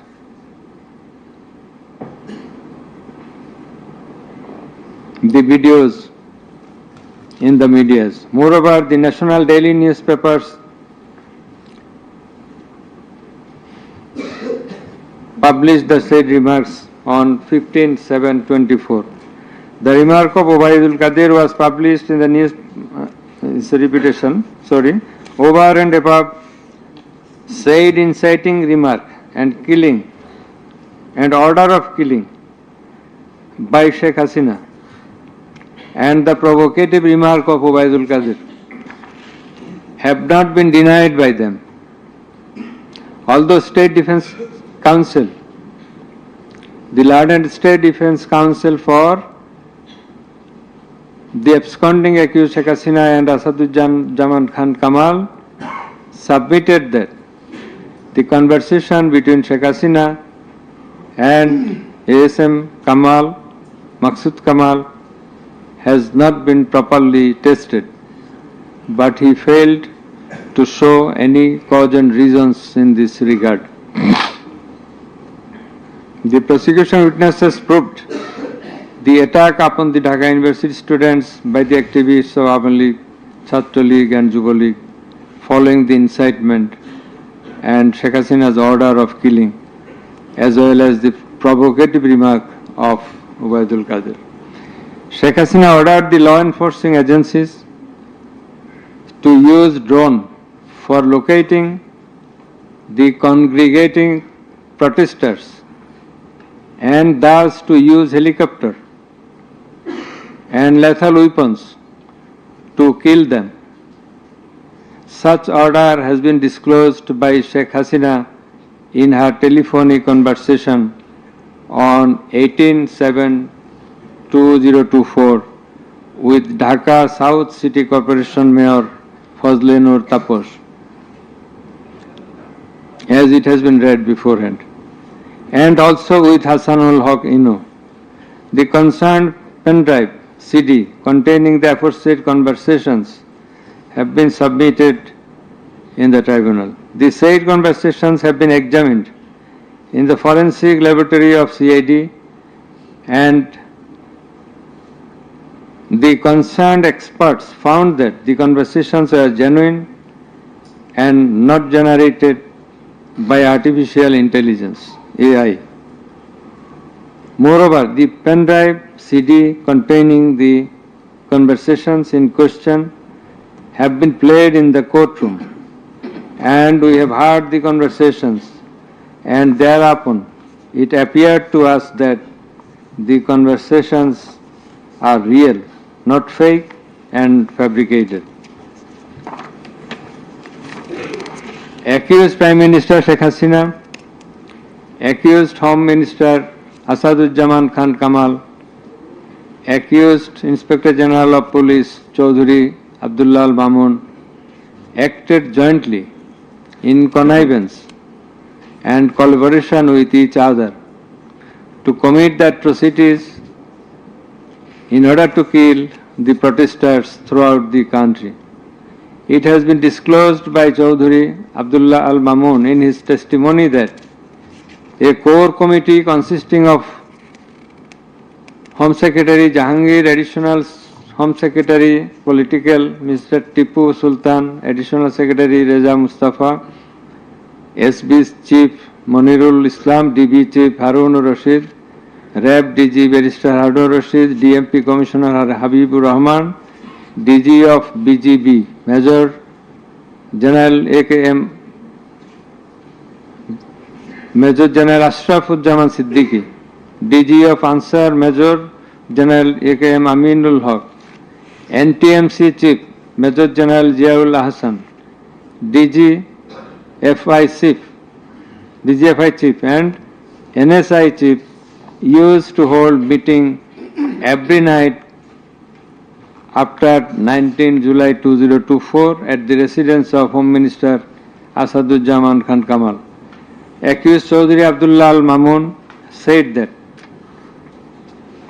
instruction to the core committee used to come from the Prime Minister.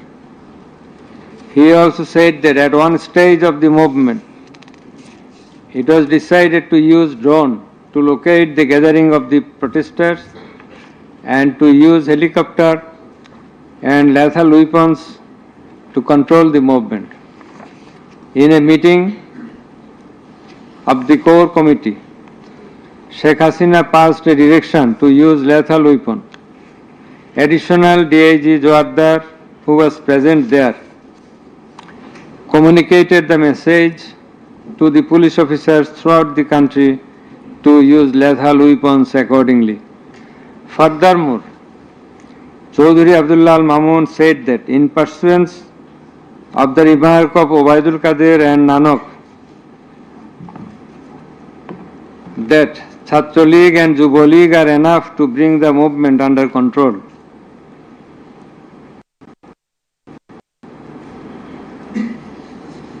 He further said that following such remarks, activists of Chhatra League and Yuva League attacked the students of Dhaka University. He also said that a lot of protesting students and public were killed by using drone, helicopter and lethal weapons throughout the country.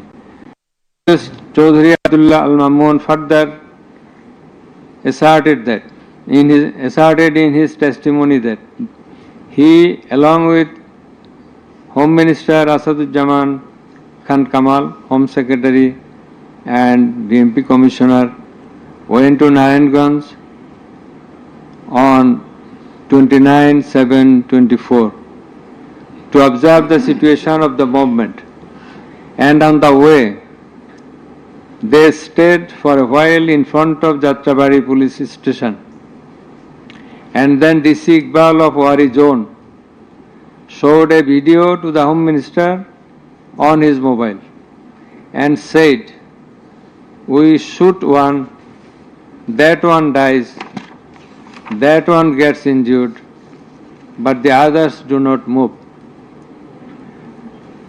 Therefore, it is perspicuous from the above that all the three accused led the operations against the protesting students and public jointly as a matter of joint criminal enterprise. As the aftermath of Sheikh Hasina's order, as well as the supervision and guidance of accused Home Minister Asaduজ্জামান Khan Kamal and IGP Chaudhary Abdullah Al-Mamun, the law enforcers and activists of Awami League, Chhatra League and Yuva League invaded the protesting students and public throughout the country by using drone, helicopter and lethal weapons, causing death to about 1,500, inclusive of 6 protesters at Sankarpur of Dhaka, namely Shahriar Khan Anas, Mahdi Hassan Junaid, MD Yaqub, MD Rakib Hawladar, Muhammad Ismamul Haq, Manik Mia alias Shaharik, and another 6 protesters at Ashuria of Sabar, namely Sajjad Hussain Sojol, As-Sabur, Tanzil Mahmud Sujoy, Bayezid Bustami, Abul Hussain, and another unidentified protester near Dhaka, and caused grievous injuries to about 25,000 of them. In Ashulia, the aforesaid 5 dead bodies and another body of an unidentified injured protester were burned with petrol by police. The law enforcers and the activists of Awami League and those of its affiliated organizations named Chhatra League and Yuva League killed and injured the protesting students and members of the public with lethal weapons like SMG, LMG, China rifle, shotgun, 9mm pistol, 7.62 pistol, both on the ground as well as from the helicopters from above the ground. The atrocities were committed by incitement, order, abatement, and failure to take preventive and punitive measures of the accused Prime Minister Sheikh Hasina, accused Home Minister Asaduজ্জামান Khan Kamal, accused Inspector General of Police Chaudhary Abdullah Al-Mamun, and by the abatement, aid and perpetration of the underlings, that is the subordinates. Some of the injured victims, members of the families of dead and injured protesters, other eyewitnesses from different parts of the country deposed in support of the atrocities of killing and injuring hundreds and thousands of protesters all over the country. Under the foregoing facts and circumstances, it has ostensibly been substantiated that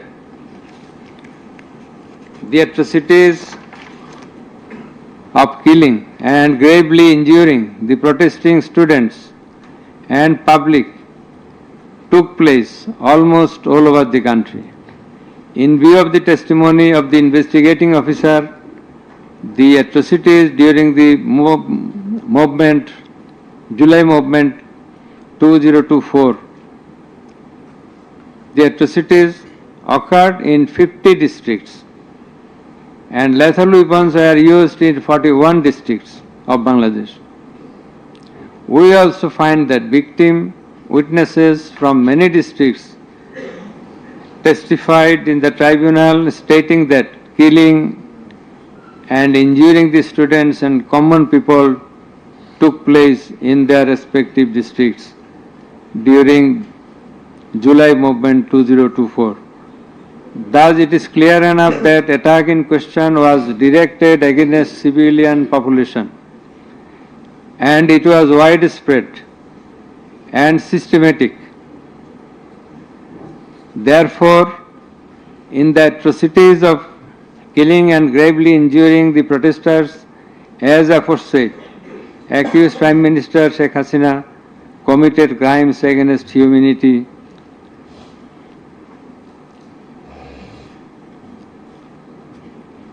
by her incitement, order, and also failure to take preventive and punitive measures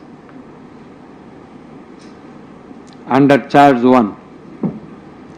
Accused Sheikh Hasina committed one count of crimes against humanity by her order to use drones, helicopter and lethal weapons under charge number 2. Count 1. Accused Prime Minister Sheikh Hasina committed crimes against humanity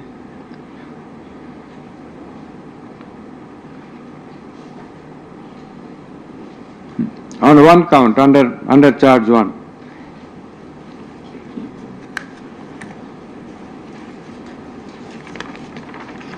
Accused Asadujaman Khan Kamal and Chaudhuri Abdullah Al Mamun committed crimes against humanity by their abatement in the use of drones, helicopter and lethal weapons under charge number 2, count 2. Accused Asadujaman Kamal and Chaudhuri Abdullah Al Mamun committed 2 counts of crime against humanity under the same charge by their abatements and failure to prevent the atrocities at Sankarpur, Dhaka and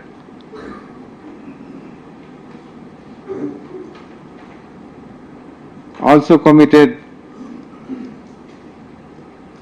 crimes against humanity by their abatements and failure to prevent the atrocities in Ashulia, Sabar, Dhaka under the same charge. Accused Sheikh Hasina, the Prime Minister and as the President of Awami League and the controlling authority of all affiliated organizations, was the superior commander of the said party leaders and activists, as well as the Home Minister and Inspector General of Police, that is accused Sheikh Hasina and 2 other accused were in the superior and subordinate relationship. On the other hand, the Home Minister was the superior of the Inspector General of Police, that is they were in the superior and subordinate relationship. As required to be an element as required by the provisions of Rome Statute. In the like way, all the police officers were subordinate to the Inspector General of Police. They worked under him. Thus, it is apparent that accused Prime Minister Sheikh Hasina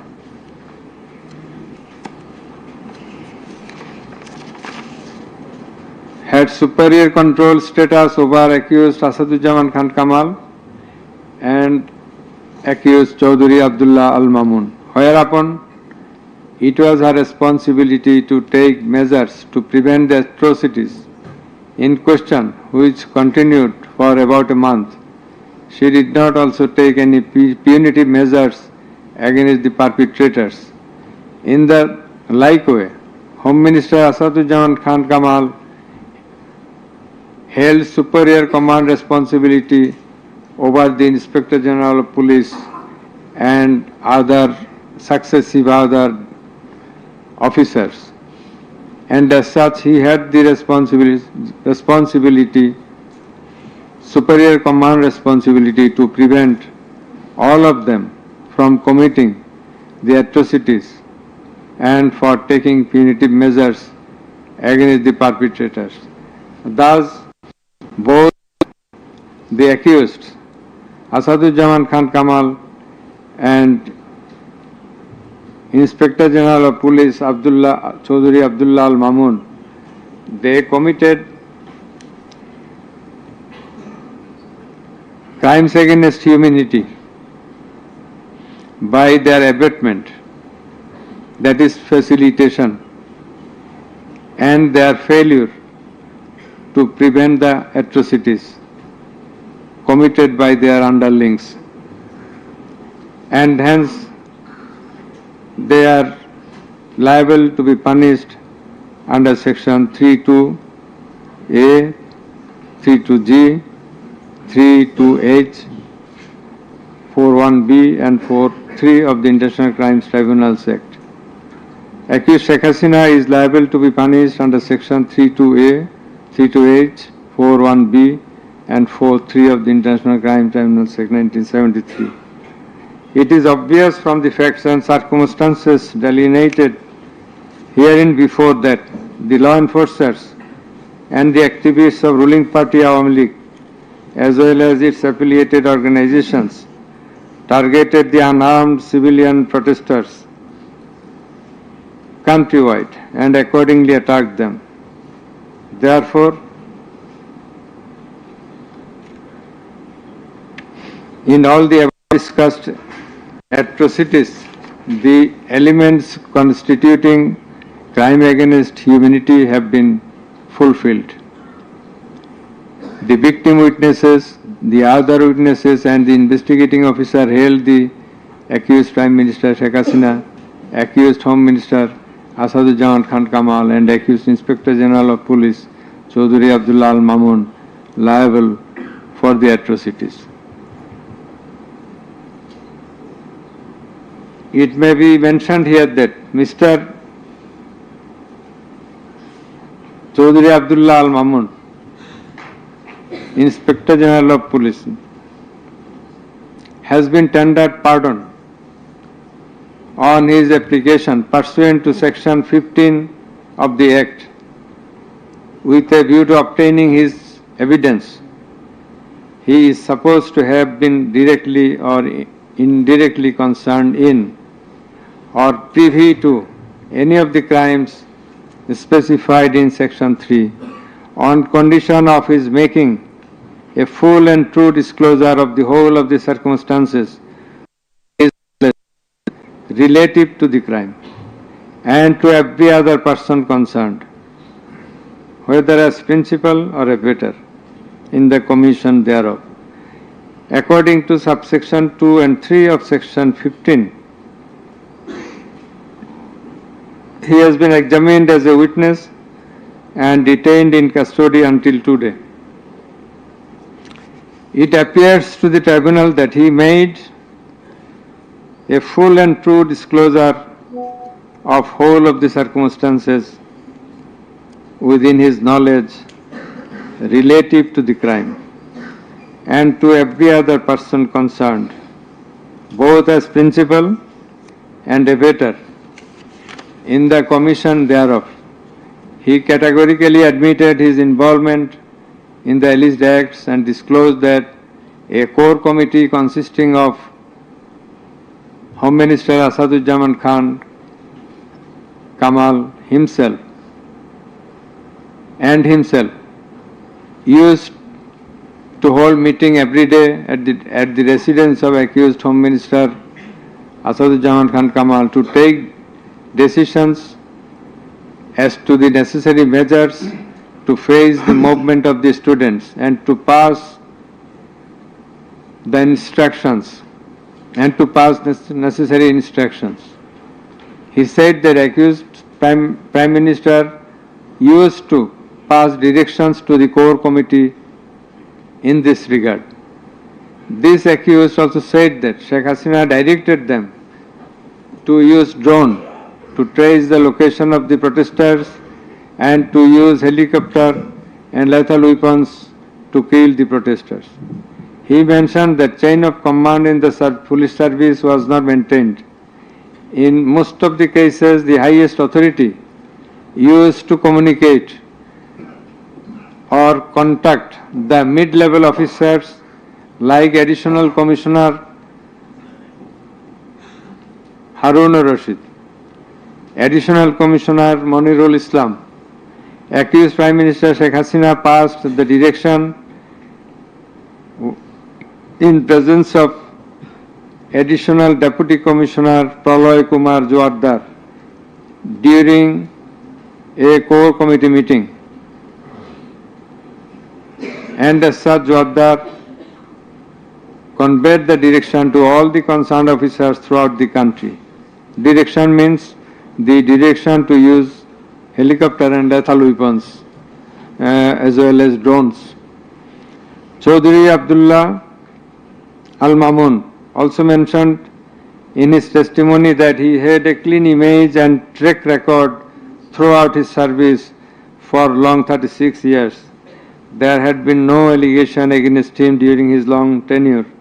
He said that he feels remorseful and ashamed on seeing the atrocities in the videos displayed in the courtroom. He sought apology to the tribunal and to the people of the country. Although accused Chaudhry Abdullah Al-Mamun claimed to have made full disclosure of the circumstances,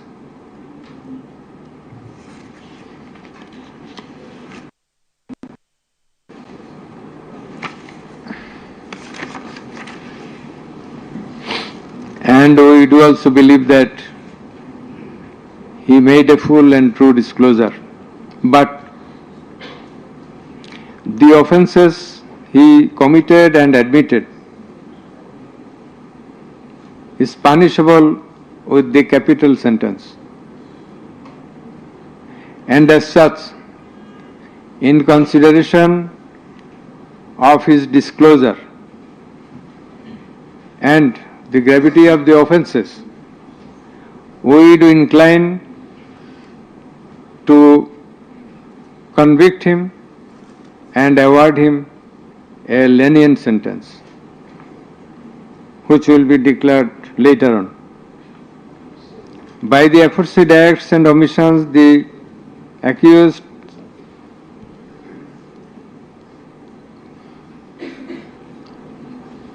committed crimes against humanity under section 3(2)(a), subsection G, clause H, 4(1), 4(2), 4(3) of the International Crimes Tribunal Act 1973, as stated before.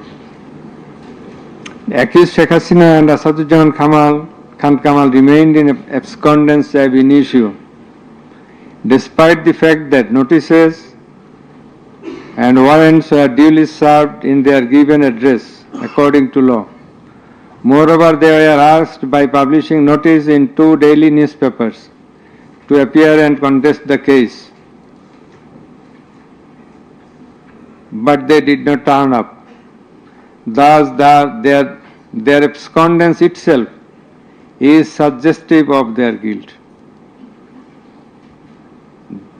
The learned State Defence Council contended that the trial of the accused persons under the International Crimes Tribunal Act 1973 is not tenable since the Act was passed in the Parliament for the purpose of trial of the criminals of War of Independence in 1971.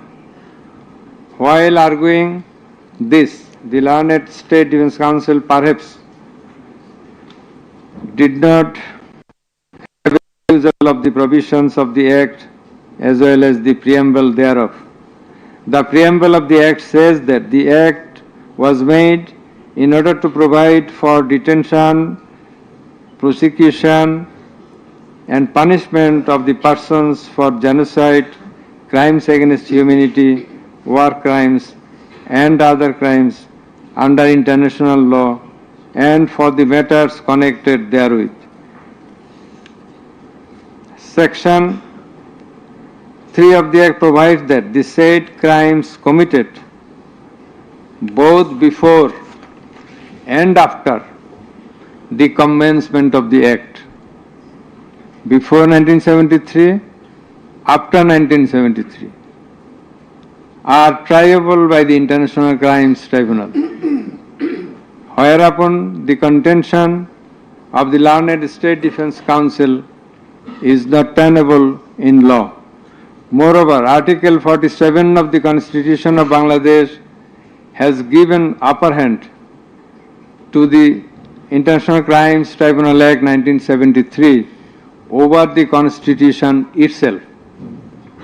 The State Defence Council also contended that for the purpose of proving atrocities throughout the country, witnesses from all over the country have not been examined. In this context, we have to say that witnesses from many parts of the country have been examined and they have adequately proved the atrocities in almost every part of the country. The victims, the family members of the dead and injured protesters, as well as the eyewitnesses, gave their testimony, which are enough for the proof of the charges. Quantity of witnesses is immaterial, while there are a small number of qualitative witnesses. Still, the number of 54 witnesses examined by the prosecution is not small. The learned State Defence Council also alleged that the audio conversations in question have not been examined by more than one department like CID. In this regard, we would hold that the genuineness of the report of CID has not been challenged, nor has the report been proved ingenuine, whereupon no other department was in need of holding further examination thereof. It is the further allegation of the learned State Defence Council that accused Sheikh Hasina and Asaduzzaman Khan Kamal did not incite or order the commission of the crimes against humanity as alleged, nor did participate in the commission thereof, and thus they deserve to be acquitted. The learned Chief Prosecutor, in course of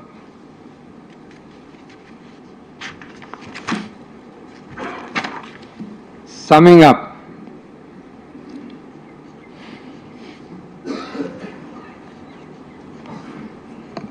asked for passing necessary order restraining Awami League from running activities as a political party. Although the prosecution depicted series of worst deeds of Awami League regime in the language of the prosecution, since achievement of independence of Bangladesh in 1971, the tribunal does not incline to discuss on this point, since this is not the issue of the instant case. It has come to the notice of the tribunal that accused Sheikh Hasina, in defiance of the orders of the tribunal to appear and contest the case, has given interviews in the media wherein she denied the allegations leveled against her in this case and also made some derogatory remarks. I have noted this aspect beforehand, but in some of her interviews, she impliedly admitted her superior command responsibility. The United Nations Human Rights Commission categorically stated in its report that the political leaders issued direct orders and other directives authorizing and guiding operations by BGB, REB, DGFI, Bangladesh Police, and Detective Branch that involved serious violations of human rights against protesters and other civilian, including extrajudicial killings and arbitrary detention. It has been stated in the report that 1,400 people have been killed by use of lethal weapons during the July movement 2024. By the political leaders, the United Nations Human Rights Commission meant the highest government authorities. The authorities in question are unprecedented in the history of Bangladesh. The nature and extent of cruelty administered upon the protesters, inclusive of infants, women, and old, stirred the hearts of the people throughout the world. On seeing the scenario of dead and injured protesters and their outcry in the videos displayed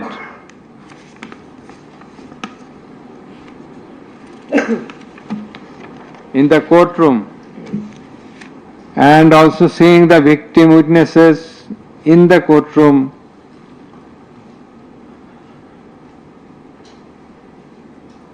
for giving testimony, who lost their skull, eyes, nose, hands, and legs. Any human being will fail to be in the normal state of mind seeing such scenario. Such atrocities must be brought to an end at any cost. Justice must not fail. In view of all the above facts and circumstances and findings, it is hereby ordered that accused Sheikh Hasina be found guilty on 3 counts under charge 1. Count number 1, incitement. Count number 2, order to kill.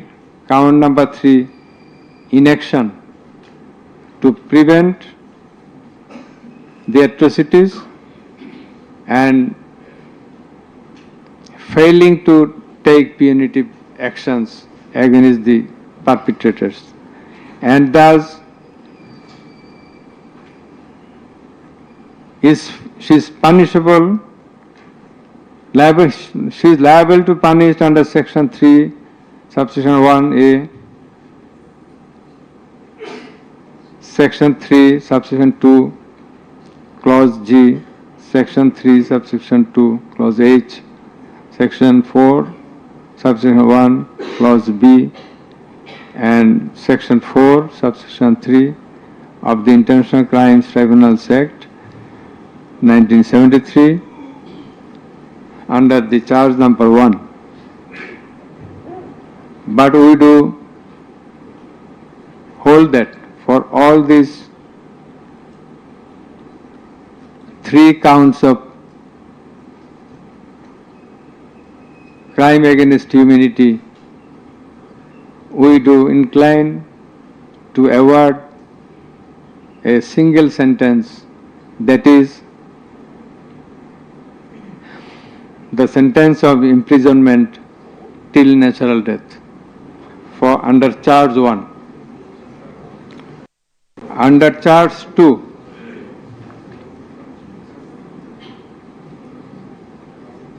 accused Sheikh Hasina is liable on 2 counts. On 1 count, there are several counts. For 1 count, that is passing the order for deploying drones, helicopters and using lethal weapons to kill the protesters. She committed crime against humanity under section 3 subsection 2A and section 4 subsection 1B of the International Crimes Tribunal Act 1973.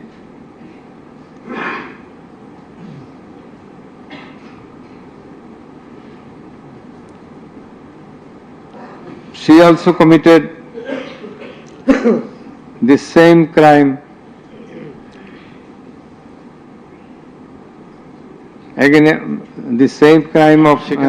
crime against humanity critics on the second count of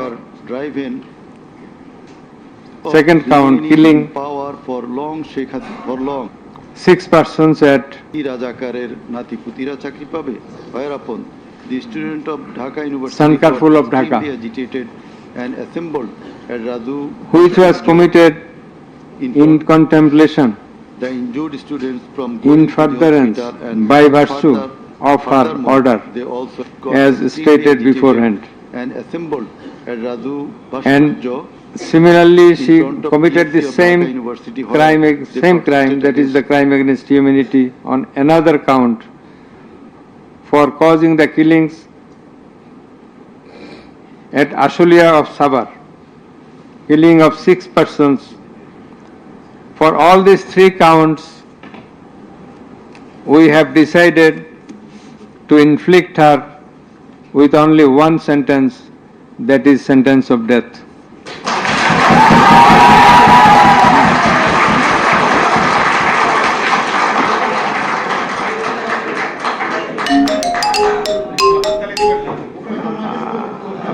Please. For আপনাদের বিনীতভাবে অনুরোধ করছি আদালতের decorum, ট্রাইব্যুনালের decorum maintain করার জন্য। আপনাদের যা উচ্ছ্বাস, যা এক্সপেকটেশন, যা প্রকাশভঙ্গি, সেটা আদালতের ট্রাইব্যুনাল রুমের বাইরে যে করলে সেটা আরো শোভনীয় দেখা যাবে। Thank you. প্লিজ সাইলেন্ট থাকবেন।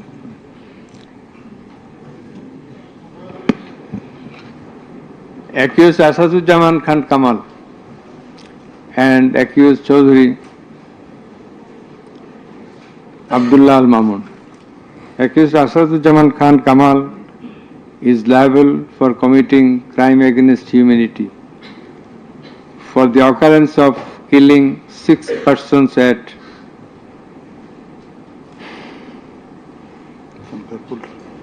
Sankarpur of Dhaka.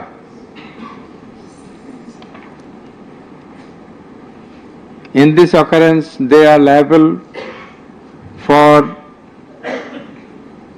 committing crimes against humanity by their abatement and failing to prevent the atrocities and also to failing to take necessary preventive measures, punitive measures, and thus Asaduzzaman Khan Kamal is held liable for the commission of crime against humanity under section 32A, 32G, 32H, 41B, 43 of the International Crimes Tribunal Act 1973 for the commission of killing of 6 persons both at Sankarpul and 6 persons at Ashulia of Sabar. And for both the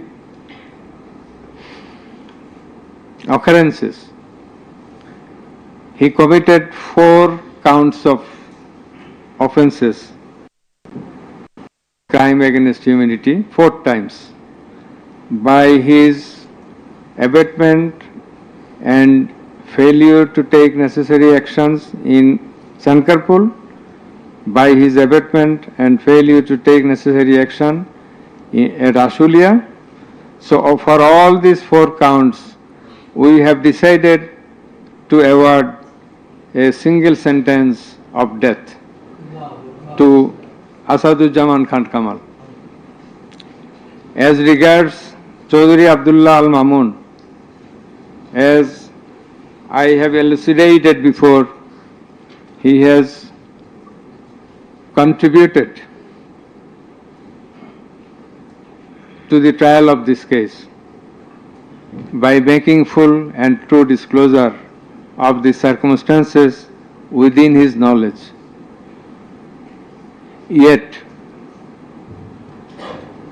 he also admitted, and he was involved in all the occurrences throughout the 36 days of movement. Considering both his contributions, his admissions, with the material evidences to the tribunal to arrive at the correct decision, and also in consideration of the gravity of the offence, we are both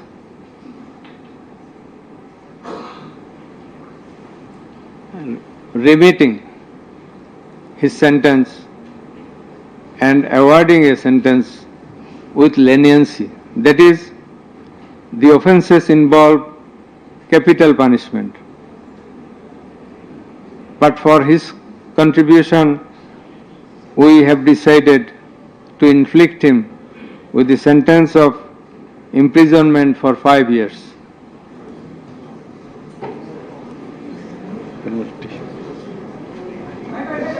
The properties of accused Sheikh Hasina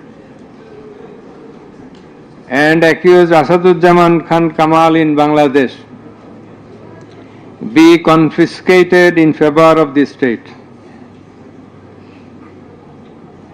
The government is directed to pay considerable amount of compensation to the protesters concerned in this case, who have been killed in July movement 2024, and also to take measures to pay adequate compensation to the wounded protesters in consideration of the gravity of their injury and loss.